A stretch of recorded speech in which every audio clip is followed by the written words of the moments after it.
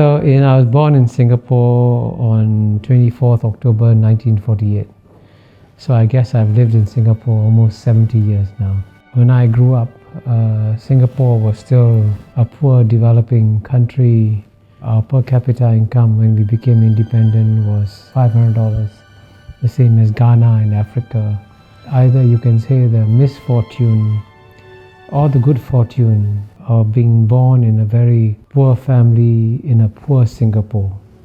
So when I was 6 years old, when I went to school for the first day, we were weighed at school. They wanted to see how heavy we were. And I was declared undernourished. So I was put in a special feeding program when I went to school, and the principal had a big pail of milk, and all the children who were underweight were asked to take one scoop of milk from the pail of milk. And our house in Singapore had no flush toilet. There was crime and riots, gangster fights in my neighborhood. So in a sense, I grew up in what you call a typical third world environment. And it's quite remarkable that in my lifetime, Singapore has gone from being a third world country to a first world country. And I have lived through this remarkable transformation. I was Dean of the Lee Kuan Yew School of Public Policy for 13 years, from 2004 to 2017. And I would give every student who came to the Lee Kuan Yew School the same lecture. I said, I'm going to share with you the secret of Singapore's success free of charge. And I to tell the students that if you implement this secret formula, your country will succeed. And I capture the secret formula with the acronym in English, MPH. The M stands for meritocracy. Meritocracy means that you select the best people to run the country. And what brings many countries down, especially in the third world, is that when it comes to selecting the finance minister or the economics minister, they will give their jobs to their brothers, their cousins, their uncles, their relatives, and not to the best people. And Singapore did the exact opposite. In Singapore, the jobs were given to the best people. And in the case of the Prime Minister of Mr. Lee Kuan Yew, Mr. Lee Hsien Loong, when he went to study in Cambridge University, he was the top student in the class, if not in the university. In fact, his professors were so impressed, they said, you should become a mathematician because you'll become a world-class mathematician. Then he went to study in another great university, the Harvard Kennedy School.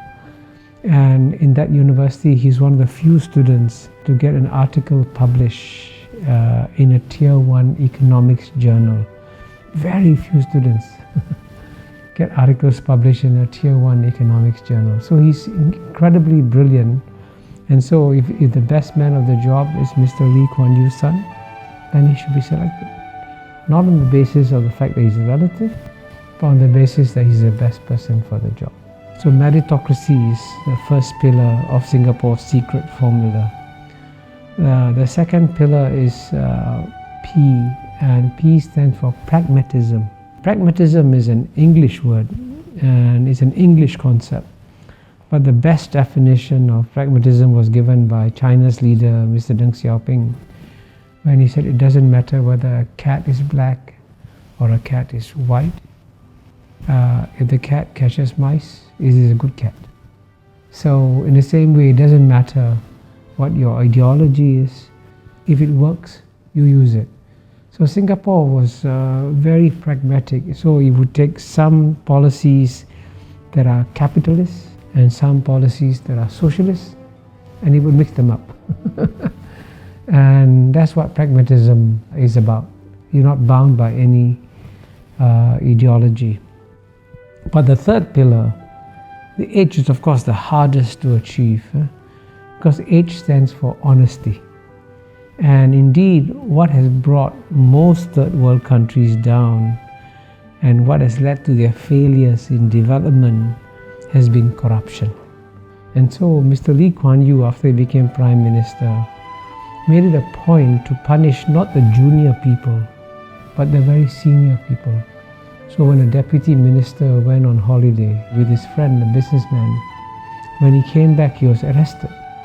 And so he said, why am I being arrested? He says, you went on a holiday with the businessman, he paid all your expenses, that's corruption. You go to jail. So when a deputy minister is sent to jail, then everybody says, oops, I got to be careful, I can also go to jail. So that honesty factor is one critical reason why Singapore has been exceptionally successful. So it's a combination of meritocracy, pragmatism and honesty. Then that's the formula for Singapore's success.